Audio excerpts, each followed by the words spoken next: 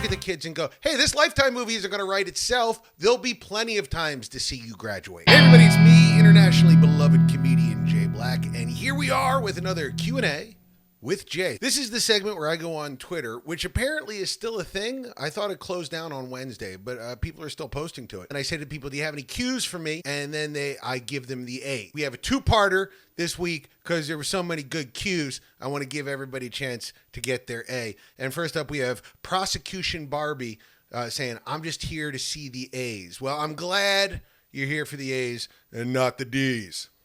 See what I did there? Please don't turn off the video. We have Nathaniel Swenson says, do you dedicate a part of certain days of the week to writing jokes, screenplays, etc.? Or do you just do the work whenever it inspires you? And how do you balance all the work you do, both creative work and logistics and travel, while being present as both a husband and a father? Very good in-depth question about the creative process. I'll take that second part first. I do it by being a terrible father and husband. You know, I look at the kids and go, hey, this Lifetime movie isn't going to write itself. There'll be plenty of times to see you graduate.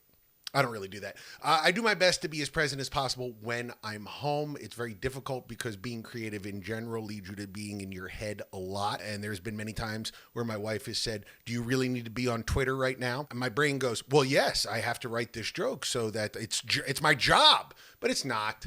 I don't have to. So I'm working hard to be present. And when I'm working on a project, I work every day on the project. I go with the Stephen King method that inspiration is less important than perspiration. If you want to be creative, it is way more important to start a project and finish that project than it is to aspire to some mythical idea of greatness. And I think that's what stops most creatives, because you say to yourself, well, it's got to be great. And that little homunculus that sits on your frontal lobe and looks at everything that you're doing judges you as all the creativity sort of comes out of you, and you stop and you go, oh, this isn't very good. I'll wait till a better inspiration strikes. Don't do that. Do 10 pages every day. You'll turn out a script every 2 weeks, and most of them will be terrible, but every once in a while you get a good one, and you can turn it into a pretty good movie. Bernard Silverman asks, why would a triathlete who's a really good athlete buy the lightest vacuum possible, or try to get as close to the gym as possible when they park? And you see this all the time. You go to the gym and there won't be a lot of people there, but you'll see all the cars clumped up at the front of the gym, like a little mole on the front of the gym. There is something in the way our brains work where we go, well, I'm at the gym, it's time for running. But when we're walking into the gym, we think, I'm not at the gym, I'm not going to run. Jennifer Story said, if you had an unlimited budget, what movie or TV show would you revamp? Does Twitter count?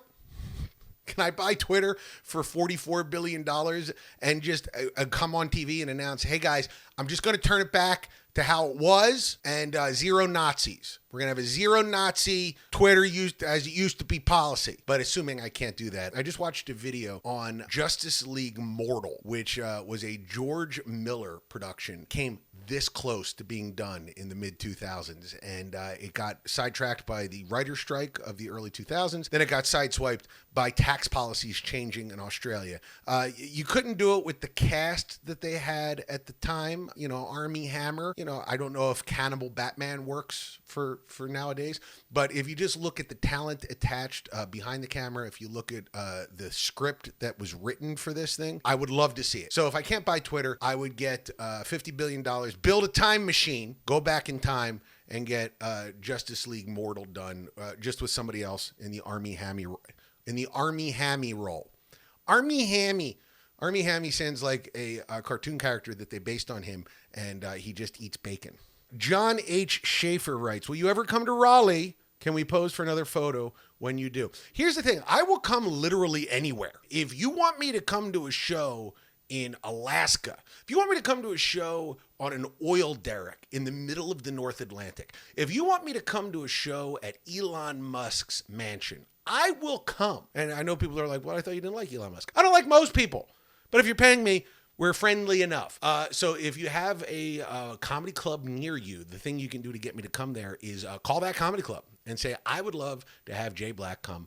And they can go to my manager, Russell Best, and Russell will work out a deal. And I will cartwheel to Raleigh.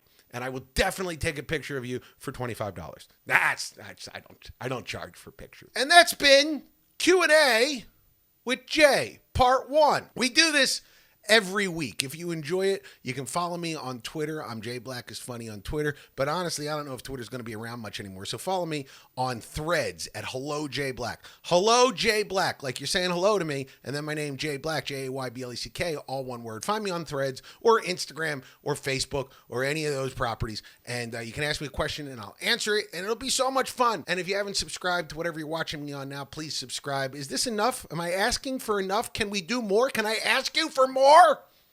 I'll see you next time.